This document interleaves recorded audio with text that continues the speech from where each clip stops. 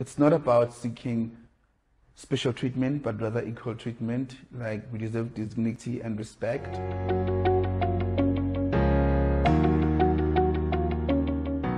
My name is Judah Matlo. I'm 36 years old. I work as a head of programs for the Tamidish Foundation, and basically it's an organization that works with giving services to the LGBTIQ plus youth, and that is the lesbian, gay, bisexual, transgender, intersex, and queer teens.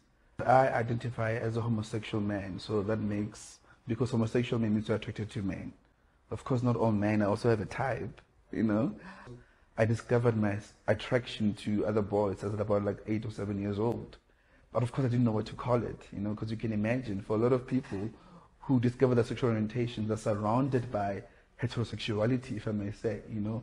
Mommy, daddy, next door is mommy, daddy. You always, you know, what's around you is opposite sex behavior, you know. So for you, of course, when you discover those feelings that you're liking the opposite sex, you don't need to question it. But for myself, when I discovered that I'm actually liking boys, and as a boy, what does this mean? And then quickly you get told, because if you're starting to maybe try to venture all those kind of things, then quickly you get to pick it up that people, this is not something that people want or like. I was about 9 years old, and I remember I was in church, and I think earlier that week, there was a show on TV, one of the talk show hosts from years ago, and they were talking about LGBTI people. And I remember watching that show, and I was feeling less alone that, oh my God, these are people like me. So the TV didn't make me gay, you know, it affirmed me, you know. It's like, okay, there's a term for this, there's a name for this, this is what it's called. Fast forward to the next Sunday, the pastor, I remember making a sermon on this. And his opening words were something like around, the world is coming to an end, you know, all these gays and lesbians, now it's on TV, you know, people are yelling, you know, all those kind of things. And everything he was saying was extremely negative, you know, and very scary. So I think that's when I started to start to self-attack, self-harm, you know, basically starting the journey of self-hatred around understanding what homosexuality is, you know. And I think that really put me into strain for years to come. I remember traumatic experiences of asking God for these feelings to go away, you know, bargaining with God, saying you know what, if I'm more manly, these feelings will go away. Maybe I should get even girlfriends, these feelings will go away. Maybe I should, you know, be a bodybuilder, these feelings will go away. And of course that made me be vulnerable to seeking out things to sort of cope. So different kind of sectors of your life, you get to pick it up very quickly that you're not quite accepted. And that of course drives you to issues of low self-esteem, which are to now seek out things to, you know, to want to feel better or cope. And those could likely be sometimes substances, you know, experimenting with alcohol, you know, drugs and so on, just to cope, just to survive. And thank God for me, I survived it, but I know peers who fell through the cracks. You know, I've lost peers who committed suicide. You know, I've lost peers who've been kicked out of home because of who they are. Now, an MSM is not necessarily an identity. It's basically sort of like a sexual behavior where it's two men having sex. Now, these men, they can be any sexual orientation. Because now remember, sexual orientation is about attraction.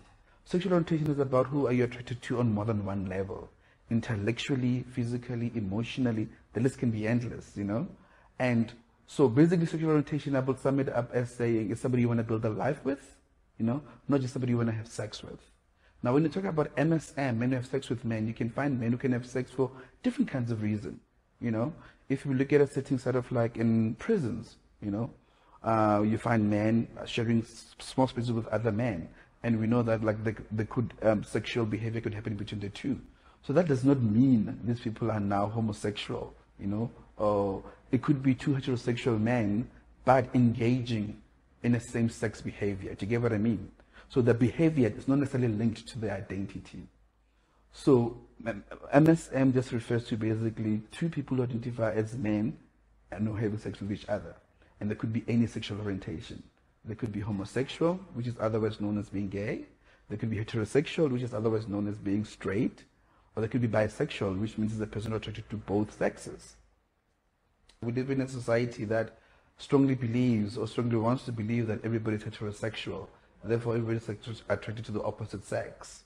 And if you are, then you sort of like get a thumbs up from the community or society and even your family. But we all know that some people discover that they actually are not attracted to the opposite sex, but like same sex, which makes them homosexual per se. So being part of that group or population, it's very difficult to access services because once and foremost, especially healthcare facilities, when they have to ask questions that they need to ask, which are often around maybe sexual history taking and things like that. So maybe you have to reveal perhaps maybe what kind of sexual practices you perform or who's your lover or partner, things like that. And in most often you get service providers who are quite resistant or who are quite judgmental or who are quite will make you feel the other one uncomfortable, and which could lead to maybe not me telling the doctor or the nurse what they actually need to know so that they can give me like an appropriate service. It's not easy for men to a lot of them to like access healthcare facilities. They don't necessarily go to those things. So now on top of that, if you're a man who happens to have sex with other men as well, you know, there's already a lot of shame around that. And because people don't talk about these issues. And because of that, it's more difficult to open up about it, especially in a healthcare facility setting. Personally, I've been in a setting where somebody, when they're asking me questions and then they actually get to connect that maybe I'm in a same-sex relationships. And that healthcare provider I was talking now all of a sudden became all religious and cultural on me. And that, of course, made me pause. And I didn't want to continue the session because I was basically guilted or shamed for what the possibility could be. To find out more on how you can help put stigma to bed, visit www.learnabout.co.za.